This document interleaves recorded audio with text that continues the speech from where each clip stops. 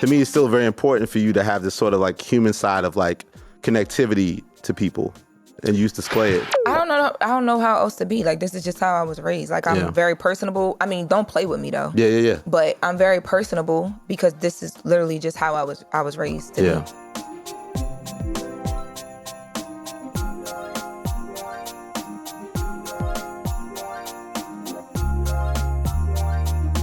The investigative person in me and then the investigative journalist in me, I don't want secondhand sources. If I can go myself, I want to go. What you're doing is actually the core of it, journalism. Who's running the culture right now? Who's winning? Cenat. Damn. I gotta be nice to that boy. That was a big mistake too when I messed up with that. Oh my God, I was so disappointed in you when you did that. Hey. No, because you don't ever really get this sit with people that have I actually. hugged the kid. You saw I hugged the kid. Exactly. All right, y'all got good. to that point. But Yes. I'm telling you this because I want you to know how like someone my age is looking at you like, and I disappointed you. You know what I mean? People will never get to sit with Elliot Wilson and tell them like, yo, when that was going on, it was like, dang, like, because we look at you a certain way. So that's why I'm being very honest with you because I appreciate it. I don't want you to slip, but you know, you're doing better now. Things are better. I could tell you. The laugh is laughing. My outfit this morning was giving God just get me there. Now it's like. Oh, you had to do the show this morning? No, we didn't have Breakfast Club this morning. Me and Envy did a panel, like a sit down conversation with Honey Baby. Okay. Dream guest. Guest goals. For sure Jay-Z. Okay. That guy's Jay-Z. pretty good, huh? Who? That guy's pretty good. He's pretty good. How was it talking to Jay-Z? With me and B-Dot, the rap radar? Mm-hmm. It was great. I mean, we worked hard for it. The big interviews like the Drake and him, it took years to get. And, but that was great because we was in Cali and he hadn't really talked about 444. He don't really talk to nobody. Yeah. It was good because because B-Dot has a relationship with him too. So what I love about it is that I think the second half of the interview, you kind of can see that we really kind of know him and like there's a certain comfort. Mm-hmm. And, even though he could have edited stuff out, he didn't make any real major changes. He's had final approval and we put it out. So it just shows the rapport. Like, but we have built relationships. It's like this business, you got to really build relationships. And that doesn't mean you're always kumbaya. You have your ups and downs. Like I've been, he's been mad at me and all these guys have been mad at me at times, but it's just you had people real you mad. navigate that. Here's why you can't interview other journalists. No, because then they flip it on you and they turn it into their shit. Two things. Now I'm at the latest Loren LoRosa show and shit. Exactly. Because first of all, what you want to know, Loren? That era of Elliot Wilson, B-Dot, and those interviews, yes. Like, and I love B-Dot, your Delaware homie. Everybody got to stop trying to play like me and B-Dot are like feuding because and shit. I was going to bring that up. Yeah. Because y'all together is like, I really enjoyed that time. Dion, we cutting all this out. No, we not. I got a backup camera in here. You got any tequila, man? What's your take on the idea that it's harder now? Artists don't feel comfortable to do these sort of informative sit downs and talk about the music. They rather, no disrespect again to the young streamers, they rather go where the huge audience is and less is required of them than to answer tough questions or really dissect their music. It's more entertainment. Like I'm gonna go on the stream. Yeah. All these people are gonna watch me. That's gonna help me sell my product. It's an easier lift than you're really gonna break my mind down about this album that I don't want to really explain yet to the world. I feel like if you build it, they will come. Like I think. To your point, I get what you're saying, but I think that there's just not, I think that's why Breakfast Club is so gold, and that's why I'm like, every day I just have so much gratitude about the fact that I get to be in that room. Yeah. Because Breakfast Club has been able to be such a pinnacle of that, of like, okay, we might have fun, it's relevant, but these are definitive deep. interviews too on the Breakfast Club platform. These are deep, you can't get around things here or whatever. I think if you build it, they will come, but you know what I think also you have to do? You stop doing it, but you can't get in the midst of all the mess, because then people are like, yeah, you can't do that. L with the mess? No. I can't be L with the mess? Oh, no. It don't work? I'm going to say it because I don't got no mess. Yes, you can't do that. No, I said just with the mess. I can't be L with the mess. No, first of all, you are just too regarded. You should look at yourself like how a person like me will look at you. Like, I look at you like when all that was happening, I was like, maybe he's going through something in life. Because I was going through something in life. Yeah, because it didn't make any sense to me. I felt like where your career, like for what I knew it to be and where the trajectory should be, the two didn't add up. But I think if you build it and you're consistent with it and people respect it, they'll come because they're going to want that notch. Like, it's like being able to do like a Kimmel or a Fallon or a SNL. Like, I don't care how many, other platforms you go on, but there's something about being able to say, I did SNL. I finally did The Breakfast Club. So I think it's possible. You just have to do it and be consistent and stay out of the noise.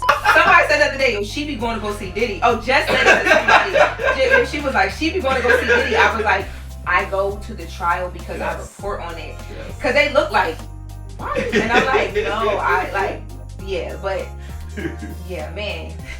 Thank you for taking the time and coming over here. I appreciate that. I appreciate the tough words and the kind words. Oh, thanks for answering my question. Thanks for answering my question. We the hip hop journalism, entertainment journalism. LoRosa. Don't do that. That's a big thing. Thank you, though. Basically, it's just like a Q&A explaining like tweets that you've tweeted. Nothing like salacious or crazy. So. I mean, look, if it's out there, go for it. It is real cool too. It's just like basically tweets that you threw out. Just kind of add a little bit of explanation. The social clip for like the Q&A portion, that was like perfect timing too.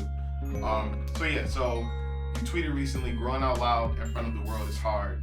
What exactly did you mean by that? I meant exactly what I tweeted. Growing in front of the world is hard. People expect you to be, when you get a platform, people expect you to be just so polished and so perfect. And I've never been that. I've always been, I went to DR and I put on a bathing suit. Oh, I heard about this. It was a thing and I'm like. You said I have to rock a parka jacket or something? Bro, no. I said they want me dressed like, hey Arthur on the beach.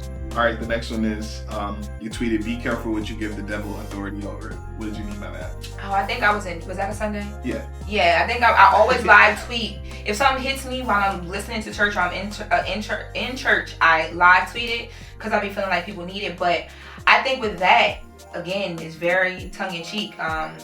You just have to be careful because sometimes I think we focus on the negative and what's not happening and what we can't figure out versus looking at how blessed we are and how favored we are to have anything at all. Yep. And sometimes I find myself fixated on what I want to do, what hasn't worked out, I'm failing in front of the world sometimes, what I messed up on. And I'm like, girl, but like a year ago, 2 years ago, you would have killed and just had as many people problems. Exactly. Yeah. We both was like, is that the last one? Yeah, no. Okay.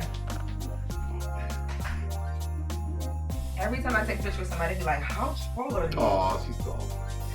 Look at me, y'all. Thank you so much for having me. You're killing it. Thank you. Keep doing it. Big legs.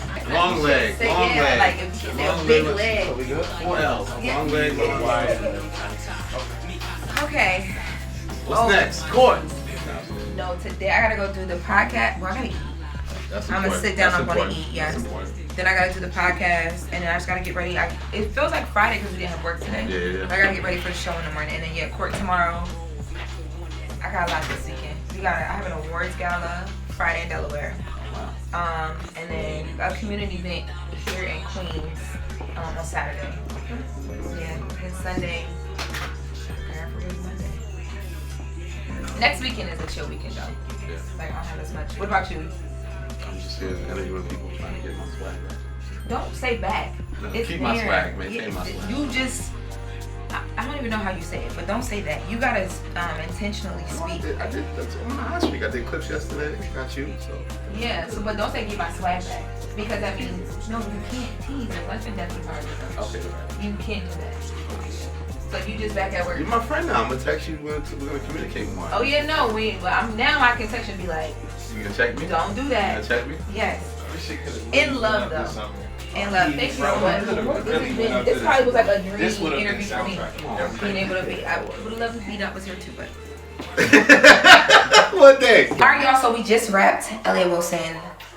Sit down, which is very like, I can't believe I just did that for me. Because when I tell you I used to live and breathe by all of his interviews, the one with B-Dot, ain't even the one without B-Dot. So to be interviewed by him is just like, it's one of them days. We went from the American Dream Mall right here. I went home and changed my clothes as y'all see.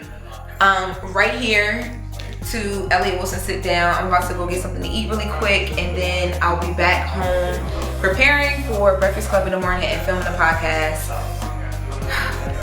This is the day, the life, we living it. And we cute too.